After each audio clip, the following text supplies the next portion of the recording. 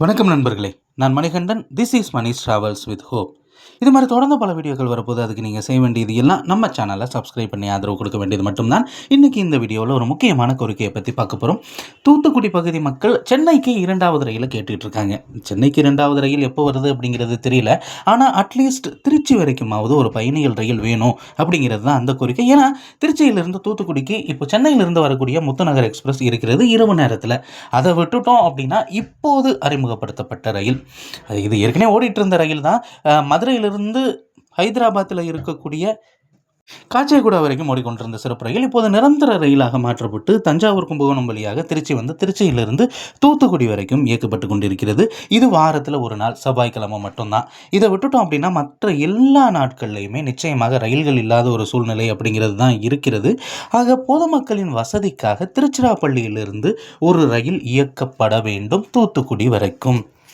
இப்போ திருச்சியிலிருந்து 2 டைரக்ஷன் இருக்குது. ஒன்று வந்து புதுக்கோட்டை காரைக்குடி வழியாக விருதுநகர் வந்து செல்லக்கூடிய பாதை.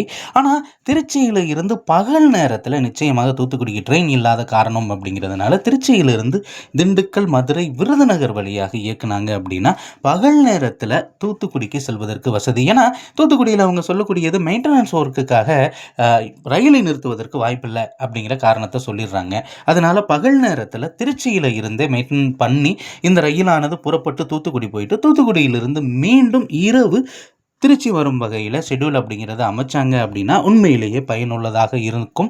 அது மட்டும் இல்லாமல் நிறைய பேர் திருச்சியில் இருந்து சென்னை செல்வதற்கும் இணைப்பாக இந்த ரயிலை பயன்படுத்தி கொள்ள முடியும்.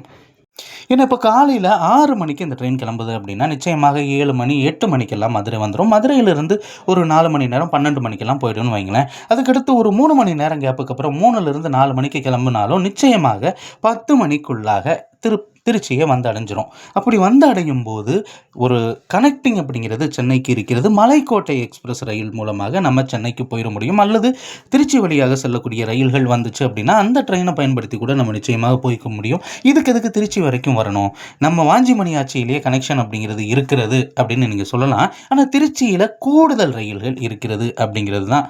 ஏன்னா திண்டுக்கல், அதுக்கடுத்து திருச்சி அப்படிங்கும்போது புதுக்கோட்டை வழியாக வரக்கூடிய ரயில்கள் இருக்கிறது. காரைக்குடியிலிருந்து வரக்கூடிய ரயில்கள் இருக்கிறது. இதையெல்லாம் மையமாக சந்தித்து செல்லக்கூடிய இடம் அப்படிங்கிறதுனால அதிகப்படியான ரயில்கள் சென்னைக்கு வாய்ப்பு இருக்கிறது. ஆக சென்னைக்கு 2வது ரயில் இயக்குவது அப்படிங்கிறது ஒரு பக்கம் இருந்தாலும் அட்லீஸ்ட் திருச்சிராப்பள்ளி வரைக்கும் ஒரு பயணிகள் ரயிலை இயக்குனுங்க அப்படின்னா நிச்சயமாக அனைத்து மக்களுக்குமே அது பயனுள்ளதாக இருக்கும் அப்படிங்கிறது தூத்துக்குடி பயணிகள் நலச்சங்கத்தினருடைய கோரிக்கையாக இருக்கிறது. இந்த கோரிக்கையை ரயில்வே ஏற்றுக்கிட்டாங்க அப்படின்னா உண்மையிலேயே மிகப்பெரிய வாய்ப்பாக இருக்கும். அடுத்த ஒரு வீடியோவில் பார்ப்போம். அதுவரை நன்றி, வணக்கம்.